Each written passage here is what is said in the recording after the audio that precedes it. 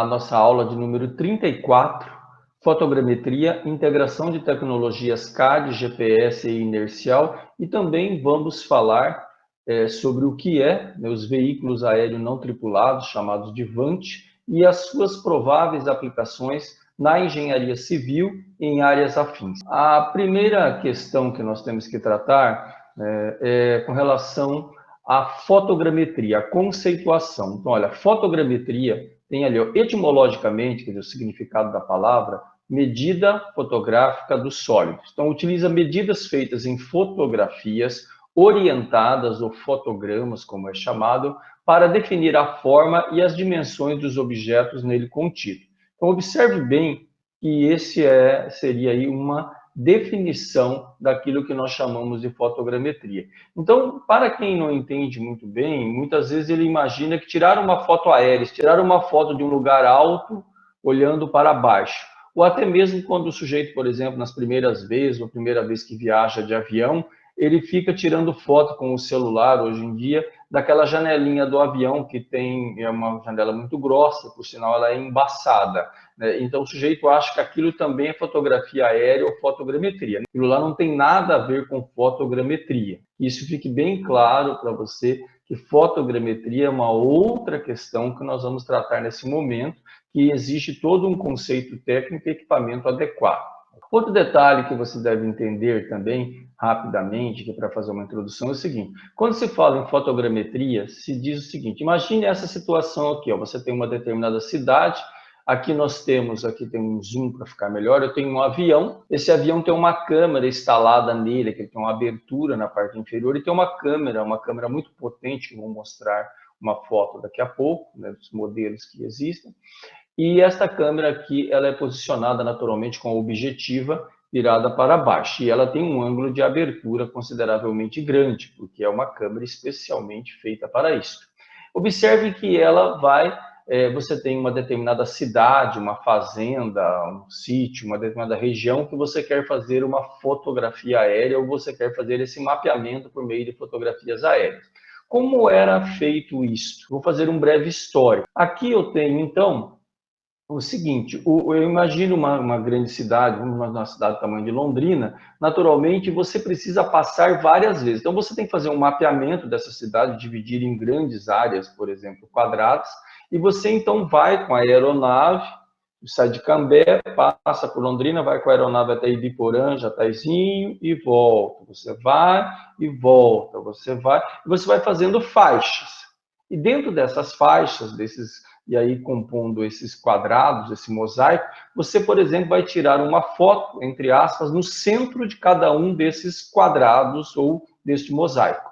O que vai acontecendo? Observe aqui nessa imagem, não sei se você consegue perceber aí pela qualidade, que você tem a aeronave e ela tem uma abertura em que ela faz a foto. Mas observe que ela tirou uma foto antes e houve uma sobreposição aqui de imagem. E isso vai acontecer, lembre que não só nesse sentido, mas acontece essa sobreposição também no outro sentido, no eixo X e no eixo Y. Então, o que acontece? Na verdade, cada objeto que você tem, um edifício, um monumento, qualquer coisa que tenha numa cidade ou numa fazenda, será fotografado no mínimo aí 4 vezes. E depois existe toda uma tecnologia em que você junta essas imagens, que irá gerar para você uma imagem em 3D, que dá, inclusive, essa noção de profundidade na fotografia. Existe lá alguns óculos especiais que você vai olhar essa fotografia, que pode até mesmo ser impressa depois de um tempo, e então você vai ter uma imagem perfeitamente em 3D. Hoje, já não é necessária essa impressão e nem esses óculos especiais, porque você tem telas de computadores, televisores, etc. Então, que isso já tem uma imagem digital, inclusive 3D. E óculos especial para enxergar também em 3D. Mas eu queria mostrar essa ideia para você. Então, você faz uma grande composição. Então, num primeiro momento, você tinha essa situação aqui. Num segundo momento, com uma certa evolução, depois que surgiu o GPS, você já resolve o problema de uma outra forma. Você começa a ter aqui, que nós vamos discutir daqui a pouco, uma câmera que não é mais analógica, você passa a ter uma câmera digital.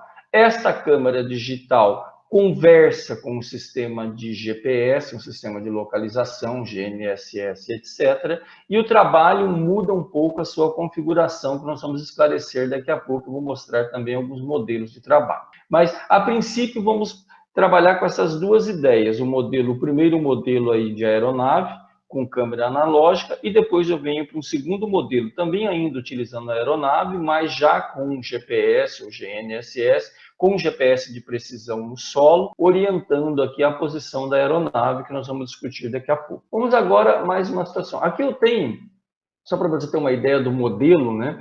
Eu tenho aqui uma câmera dessas umas de colocar em aeronave, naturalmente, mas ainda uma câmera analógica, isto é, não digital. Ela, naturalmente, não é uma câmera barata, né? E hoje em dia já está em desuso, porque eu tenho aí a questão das câmeras digitais para a mesma finalidade. Mas vale a pena fazer alguns comentários para você entender a evolução desse tipo de trabalho, a aplicação dele na engenharia e por que tem tão poucas empresas que fazem isso ou que faziam isso e por que esse trabalho era tão caro no princípio. Por exemplo, o custo dos voos para a fotogrametria e o preço dos equipamentos, eles estavam baseados no quê? Você precisava primeiro de uma aeronave. Uma aeronave não é uma coisa barata, via de regra, só grandes empresas têm aviões para finalidades particulares. Você tem todo aí um sistema de operação, a manutenção do avião, a pilotagem do avião, o hangar para o avião, tudo isso tem um custo extremamente elevado. Tanto é que só pessoas extremamente ricas têm aviões particulares ou empresas muito bem-sucedidas que os seus diretores têm um avião particular à disposição. Em função, naturalmente, que o problema de ter um avião não é só comprar o avião, o problema é manter o avião. É como ter um barco, um iate, uma coisa do gênero. Você precisa manter. E a manutenção desse tipo de coisa, com o motorista adequado, com a mecânica adequada, tem um custo altíssimo. Vale lembrar também que o custo dessas câmeras digitais, ou nesse caso mesmo as antigas analógicas, eram altíssimos. São preços proibitivos para pessoas aí da média para baixo. E, lógico, que tem a dificuldade de operação também, e a finalidade. Outra questão também que demorou um pouco, e a questão da mudança, embora para vocês a ideia da fotografia, da imagem digital, é uma ideia que vocês nasceram com isso, então para vocês dá a impressão que sempre tudo que existiu era digital. Até porque o celular que nós temos tira foto. Então eu lembro a vocês que isso não é verdade. Há 25 anos atrás, por exemplo, 30 anos atrás no máximo, as câmeras para tirar fotografias usavam filme e você tinha que revelar. E a mesma coisa acontecia com esse tipo de câmera analógica para a aeronave. A acumulação, a revelação dos negativos, etc. e tal, tinha um custo altíssimo. Só que o que aconteceu também? Talvez você também não acompanhou esse processo, porque você é jovem, mas as câmeras digitais, de uma forma geral, elas demoraram muitos anos para ficar semelhante, pelo menos, às câmeras analógicas. Eu quero dizer o seguinte, as câmeras analógicas foram, e algumas delas ainda são muito superior à qualidade de imagem de uma câmera digital. Tá? Então, a câmera digital hoje, que você tem aí equipamentos e você tem fotografias que dão 100 mega, 50 mega, etc. e tal. Então, hoje você tem uma qualidade de imagem digital boa, mas no princípio, quando surgiu essa ideia da câmera digital, por uns 5, 8, quase 10 anos, praticamente uma década, a qualidade de uma fotografia digital era muito ruim se comparado com a máquina analógica. Tanto é que os fotógrafos profissionais de casamentos e grandes eventos foram os últimos a aderirem ao movimento da câmera digital. Eles usavam as analógicas. Por quê? Porque a qualidade que eles precisavam era muito superior. E tem um outro problema também para você que é jovem, que não acompanhou a evolução, é que quando você tem uma câmera digital, além do problema da qualidade da imagem, que é em função da quantidade de pixel e da resolução, tinha um outro detalhe, você tirava uma foto, apertava o botão, ele ficava saving. e demorava para salvar. Então, a próxima foto, e se você tirasse várias, apertasse o botão, a maioria das câmeras travavam. Então, essas fotos sequenciais, foto em velocidade, elas não saíam. Isso aí é uma coisa moderna. No máximo, aí você tem 8 anos, 10 anos que existe máquinas que captam em velocidade, máquinas que salvam rápido uma imagem, você pode bater na sequência.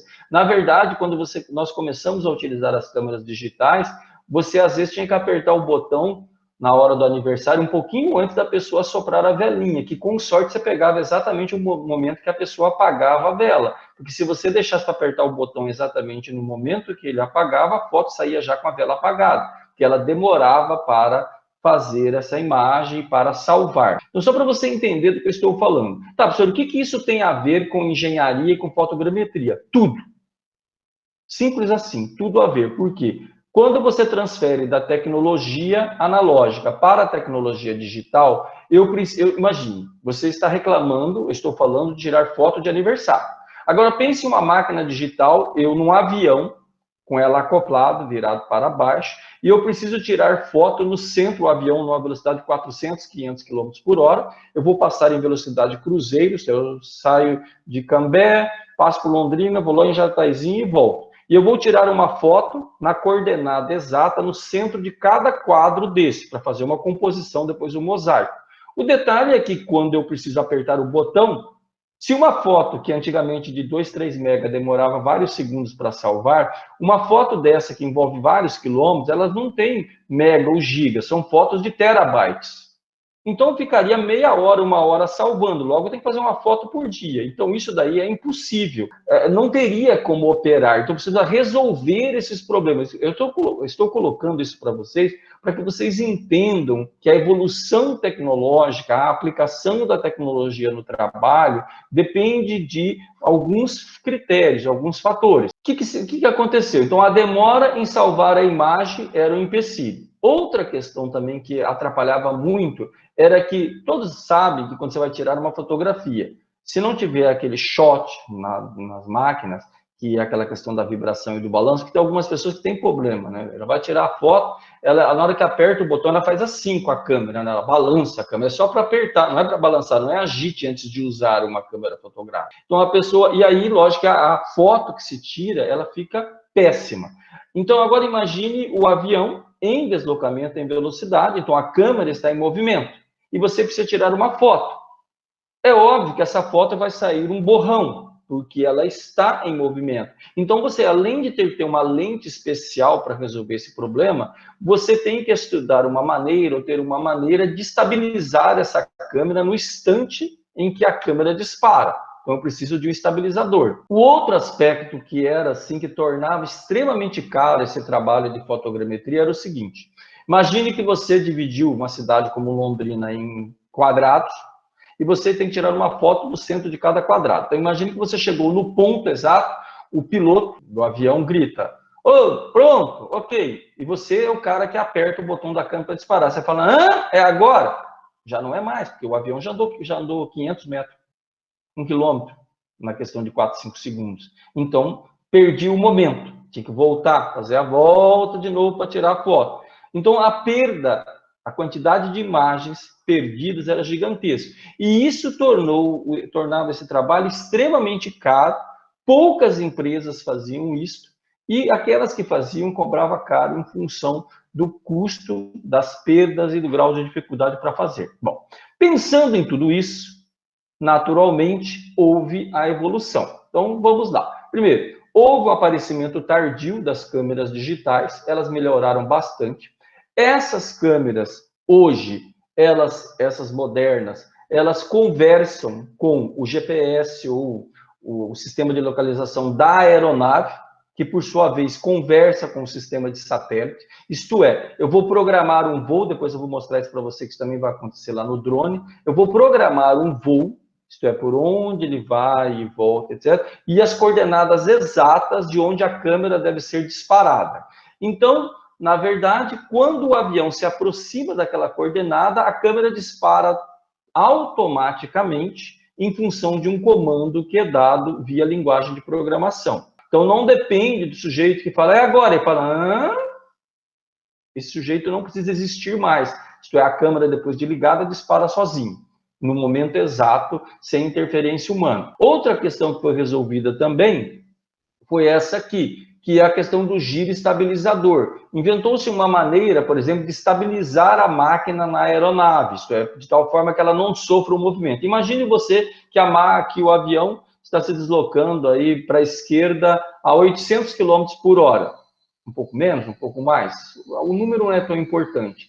Esse giro estabilizador, quando a máquina dispara, ele faz, na verdade, um retrocesso. É como se ele desse, entre aspas, um coice, né, e voltasse com menos 800 mais 800, a velocidade resultante no instante da fotografia é zero. Então, ele também resolve o problema de estabilidade do equipamento, sem contar que tem todo um sistema de amortecedor, etc. e tal, e fixação na carcaça da aeronave. Outra questão que foi resolvida também há alguns anos é o seguinte: essas imagens com a qualidade tão alta, como eu disse anteriormente, o tamanho delas vão chegar a terabytes.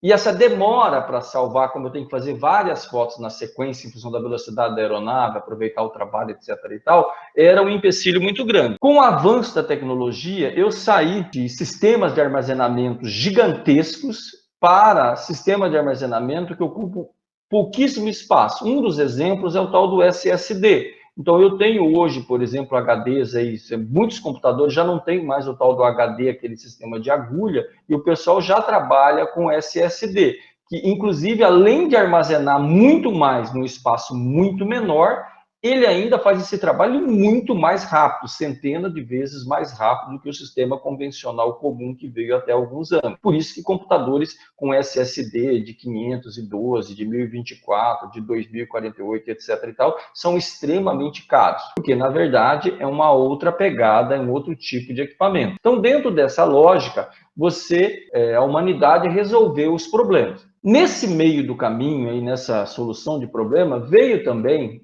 vale lembrar, que houve uma evolução, os satélites avançaram muito. Só que lembrando que satélites, de uma forma geral, eles não tiram fotos, eles produzem imagens. Imagem é baseada em calor, tipo de superfície, são de cores diferentes, as imagens são tratadas para gerar imagens que têm livros. Então, você precisa ler um pouco sobre isso, não é para fotografias, e sim para geração de imagens. Agora, mais recentemente, uns 10 anos para cá, surge essa ideia do drone. Né? O drone, como você conhece, na verdade, nós usamos a especificação veículo aéreo não tripulado, porque um dos tipos aí é o chamado drone, mas você tem vários tipos de veículos aéreos não tripulados, uma infinidade de modelos no mercado, em termos de modelo mecânico, como também a finalidade desses equipamentos. Vale lembrar que são equipamentos, de novo, assim como o GPS, são equipamentos criados com a finalidade de guerra, de espionar o adversário, conduzir bombas, etc., até o adversário. Embora tenha sido usado hoje para trabalhos profissionais civis e usado como lazer por algumas pessoas, os drones foram criados especialmente com a finalidade militar. Então, não se iludam, às vezes você é muito jovem, ainda bastante apaixonado, etc. e tal. De uma forma geral, a indústria, os governos investem dinheiro em segurança dos próprios governos e no sentido de se defender ou atacar um outro país. Se iludam com essa questão do lazer. Tá? O lazer foi uma consequência, está sendo usado assim, mas não foi o princípio, o motivo da criação. Eu tenho aqui também eu tomei a liberdade de escolher um modelo qualquer. Essa peça aqui, que parece um balde de cabeça para baixo, isso é uma câmera digital para aeronave, tá? Uma câmera da Leica DS100, chamada Airborne Digital 100. Isso é uma máquina poderosíssima, com preço em euro. É uma coisa que geralmente um Mastercard brasileiro e mesmo um Visa Infinity, geralmente não pode comprar. Camarada, precisa ter muito dinheiro para adquirir um equipamento desse. Sem contar que precisa ser acoplado numa aeronave, que o jeito deve ter também. Então, realmente um equipamento caro. Isso aqui não dá para pendurar num drone, ele é muito pesado, é muito grande. Esses equipamentos aqui que eram utilizados para fotografias aéreas, fotogrametria com aeronave, precisa ter uma noção assim, de tamanho, a câmera, mais o espaço do giro estabilizador, mais ao sistema de armazenamento, geralmente, dentro de uma aeronave, ocupava um espaço de 1 metro por 1 metro de largura e comprimento por 2 metros de altura, esse conjunto de equipamento colocado aí numa aeronave. Então, não é um equipamento simples e muito menos equipamento barato. Mas aqui tem uma imagem para você ter uma noção do que eu estou falando. Se você digitar lá na internet, de uma forma geral, você vai ver que existe alguns desses modelos aí, e aí você pode, inclusive, ver o preço, sentado sempre o preço, você tem que olhar dessas coisas. O que mais que nós temos de importante? Então, vale lembrar, então, que qual foi a grande jogada, a grande pegada? A grande pegada, então, a mudança que houve na humanidade nos últimos 10 anos, veja, é muito engraçado eu falar isso para você, porque, assim, eu vejo a mudança porque nasci na era analógica. Você, como já nasceu digital, para você tudo sempre foi assim. E se você pensar desta forma, você não irá evoluir como engenheiro. O engenheiro precisa conhecer a história, precisa conhecer como era, como é, para que ele possa projetar o futuro, para que ele possa melhorar. Então, você está se formando em engenharia hoje, ou daqui 4 anos. Muito bem. Hoje as coisas são feitas assim, antes eram feitas de tal maneira. Como será feito no futuro? Depois, quando eu me formar, 5, 10, 15, 20 anos. Eu irei evoluir como engenheiro, novas tecnologias, novos equipamentos. Veja que detalhe interessante. Se você não pensar nesse modelo de evolução e ser uma pessoa que só aperta botão, você vai se tornar o tal do usuário que eu havia falado lá atrás. E como usuário, sinto muito, você não vai progredir. Então, dentro dessa lógica, você vai ter a integração das tecnologias. Esse sistema hoje que nós temos de câmeras, que também são utilizados, por exemplo, em drones, etc. Ele conversa com o GPS ou GNSS. Consequentemente, você salva essas imagens todas e você consegue trabalhar, por exemplo, com o Google Earth, um Google Earth Pro. Você consegue trabalhar, por exemplo, num Revit, numa plataforma aí da Autodesk, inclusive trabalhar no AutoCAD com sistema de coordenada. Resumindo, você consegue criar no computador toda essa imagem em 3D, um modelo digital do terreno, um modelo digital de superfície que eu vou mostrar daqui a pouco. E aí sim você tem aí esse conjunto de conhecimentos trazidos para o século 21, que é a forma como você irá trabalhar daqui para frente. Então, eu gostaria que você tivesse esta noção antes de partir aí para falar de um exemplo profissional, etc. Agora eu vou mostrar para vocês também um exemplo prático de um trabalho feito aqui em Londrina, aqui na região, para vocês entenderem melhor aí a questão. Essa aqui é a região central de Londrina. Esse trabalho aqui foi desenvolvido na cidade, que é o seguinte, aqui tem essa região central e o cliente aqui precisava, né, havia necessidade de trabalhar esta área aqui. Veja bem, esta área aqui, isto é, tinha que um problema nesse bairro aqui em que o carreamento de toda essa água aqui, era uma região aqui com uma declividade acentuada, e estava aqui incomodando aqui a vizinhança, essa parte mais baixa. E em contrapartida, esse imóvel aqui, ele é um imóvel único, é um imóvel só, embora pareça dividido, ele é um imóvel só. O que estava acontecendo aqui? Esse pessoal que dono desse imóvel estava entrando com um pedido na prefeitura, já havia entrado, para fazer uma obra aqui em torno de 5, 6 mil metros quadrados aqui, onde você está vendo esse, entre aspas, esse buraco aqui, que é onde será o subsolo da obra. E aí, naturalmente, o grande questionamento do poder público era como é que ia se resolver esse problema, porque aqui eu tenho uma área de estacionamento gigantesca, tem uma outra área de estacionamento, aqui eu já tenho uma edificação consideravelmente grande, mas todos esses conjuntos, todo esse conjunto de edificações aqui mais abaixo. E a pergunta é como é que resolve isso? Foi necessário, ou era necessário, fazer um levantamento plano e altimétrico de toda essa área aí.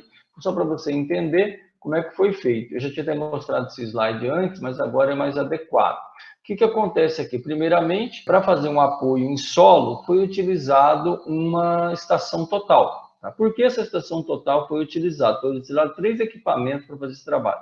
Porque quando você pega esse tipo de trabalho aqui, existem obras com beirais muito grandes, marquises, etc. E você precisa medir exatamente o tamanho das paredes, etc. e tal, o tamanho da edificação. E o tamanho do prédio, necessariamente, não é o tamanho que com uma imagem aérea você vê, por exemplo, com um drone, com um avião, porque ele tem os beirais ou as marquises, etc. e tal. Sem contar que tem árvores, etc. e tal, que você não consegue ver se embaixo dessa árvore tem algum tipo de edificação, o que pode existir. Então, dentro dessa lógica, foi utilizado aqui esse equipamento que é uma estação total. Essa estação total aqui, ela mede de duas maneiras.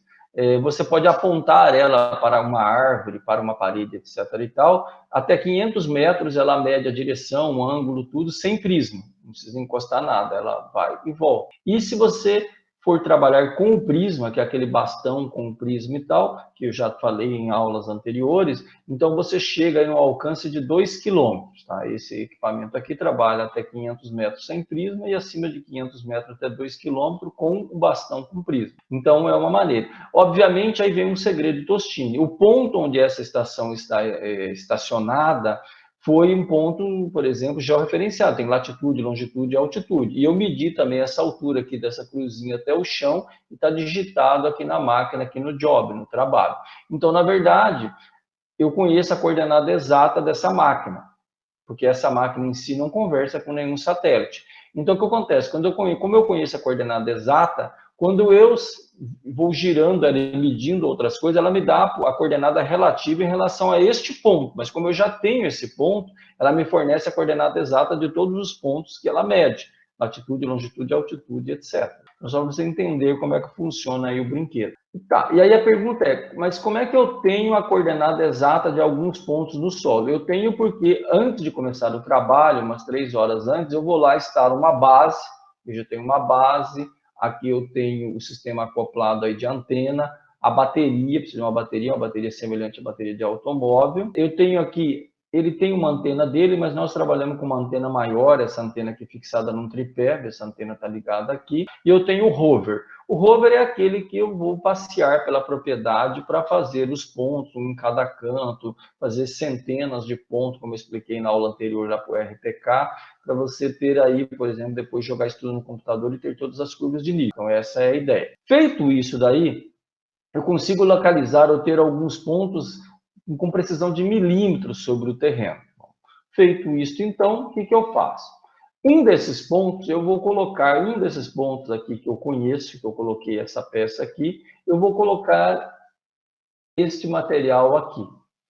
E o centro desse material, este centro aqui, está exatamente aqui embaixo, aqui no centro do GPS geodésico aqui do meu rover. O que acontece? Então, eu tenho esse ponto exato de partida. Então, a partir do momento que eu coloquei aqui o drone, você, muitas vezes aí sentado, não está dando preço aqui no meu drone, ou no drone que foi utilizado, porque ele é pequeno, tá? Não se iluda, tamanho não é documenta. Esse drone, por exemplo, não é um drone qualquer, ele é um drone de um preço bem recheado, e ele, além de questões de drone, câmera especial e tudo mais, ele ainda tem um GPS acoplado nele por cima aqui da marca dele, que é um GPS de precisão. Então, isso significa que o voo dele é uma coisa fora do comum. E como é que funciona aqui? Então, veja que eu tenho o comando do drone, ele é acoplado no celular, tem um cabo que passa aqui por dentro, ele acopla, ele abotoa no celular nessas duas laterais, aqui no celular Android, e então você dá o start no drone por aqui. Um detalhe que você precisa saber, antes de dar esse start, antes de qualquer coisa, eu tenho que fazer um plano de voo. Ao contrário de que muitos pensam, muitos alunos, muitas pessoas que não trabalham na área, as pessoas acham que é assim, que você levanta o drone com os seus dedões e fica brincando com ele de ir e voltar e tal. Não é nada disso, não é assim que faz esse tipo de trabalho. Esse trabalho é feito da seguinte forma, você tem a área, você mapeia ela toda, por exemplo, utilizando um Google Earth Pro, você já deixa tudo anotado, as coordenadas de onde ele vai ter que disparar as fotografias, de quanto em quanto você quer uma foto, os mosaicos que serão montados, são centenas. E aí, então, ele, quando você dá o start, ele levanta voo, chega na altura exata que está programada, ele estabiliza na horizontal e ele vai e ele volta, ele vai e ele volta. Quando ele terminar, ele volta exatamente neste ponto aqui que ele decolou.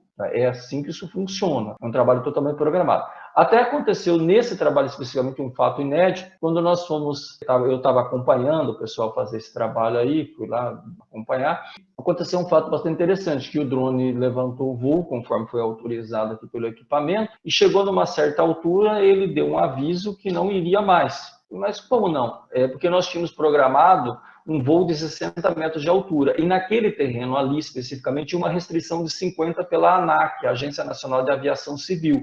E ele, então, não ia mais, ele dava um aviso e parava. Então, nós tivemos que ir lá no campo reprogramar a altura do voo, senão ele não iria fazer o voo. E aí, só para você entender melhor essas coisas, é o seguinte, para você fazer esse tipo de trabalho, o teu equipamento tem que estar registrado na Agência Nacional de Aviação Civil e você que vai pilotar o negócio tem que ter as credenciais da ANAC, as autorizações como piloto responsável por isso. Porque se esse teu brinquedo enroscar numa aeronave ou numa coisa qualquer, por exemplo, chegar a derrubar uma aeronave, se ele entrar lá, por exemplo, na turbina de um determinado avião e provocar um incêndio, uma explosão, se eles conseguirem coletar uma amostra desse e identificar que é seu, você está enrolado na vida. Isso aqui não é um brinquedo qualquer, embora as pessoas usem para brincar. Vale lembrar também que é terminantemente proibido fazer voos em alguns lugares, por exemplo, próximos de aeroportos. É terminantemente proibido bisbilhotar a vida alheia, piscina alheia e etc. Isso constitui crime. Então, isso daqui é uma ferramenta que deve ser usada com seriedade. Fora isso, a invasão de privacidade. Não sei se vocês se lembram, mas recentemente um sujeito levantou voo com um drone na região de Congonhas, no aeroporto de São Paulo, e atrasou vários voos porque o pessoal do aeroporto mandou parar as aterrissagens e decolagem dos aviões. E isso não deu questão de uma hora e meia, a Polícia Civil e a Polícia Federal encontraram o sujeito que estava comandando o brinquedo. Eles não brincam em serviço com esse tipo de situação. Então, você precisa muito cuidado.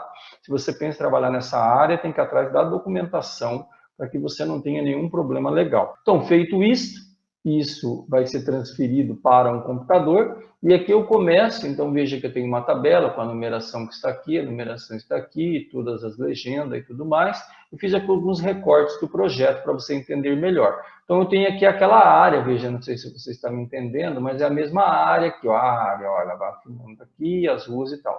Então, só para você entender melhor. Então, a área aqui. Vou fazer um zoom aqui. Esse, então, lembra que apareceu lá no vídeo, mas aqui tem o nosso, feito aqui. Modelo digital de superfície, ou MDT, modelo digital do terreno. Veja que já aparece a própria imagem do drone, em função dela estar georreferenciada, tudo certinho, ele já dá as profundidades, que você está vendo, olha, já é uma imagem em 3D, que conforme vai gerar as curvas de nível. Veja, é uma imagem totalmente em 3D, ó.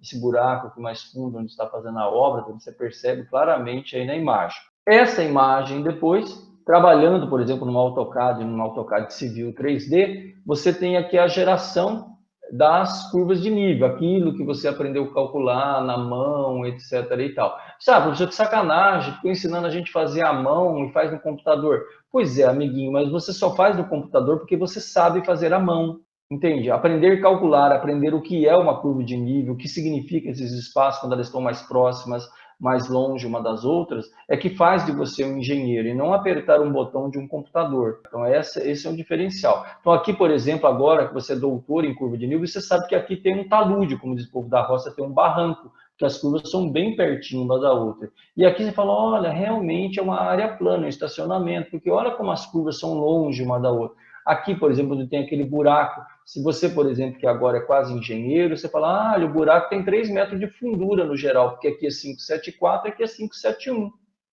Veja, mas por que você sabe isso? Porque você estudou antes de usar o equipamento eletrônico como essas coisas funcionam. Então, esse valor que você tem que dar para aquilo que você aprendeu. Então, veja que a área verde, etc. e tal, um pouquinho mais abaixo, as edificações, as legendas e tudo mais, olha.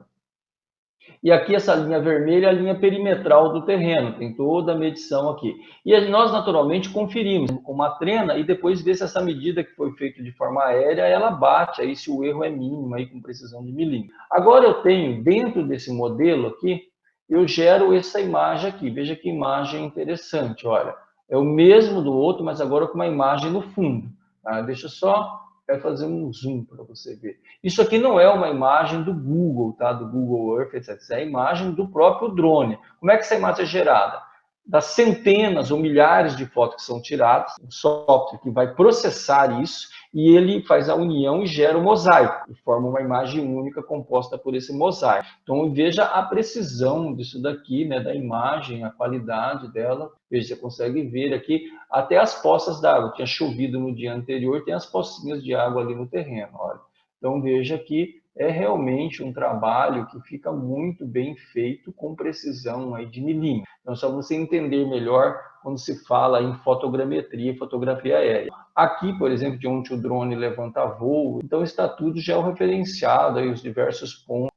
Então, dentro dessa questão, então, esse trabalho, depois que foi feito esse trabalho, foi cedido, né, todo esse conjunto de levantamento para que uma outra empresa fizesse todo um projeto de drenagem, isso é para resolver o problema de águas nessa região da cidade, inclusive dentro desse terreno aqui, que é um terreno de mais de 30 mil metros quadrados. A prefeitura pediu esse levantamento para que pudesse dar andamento nas obras. Feito o levantamento, além do levantamento, também foi feito aí, depois, na sequência, foi solicitado um projeto de drenagem que uma empresa que é especialista em drenagem urbana resolveu.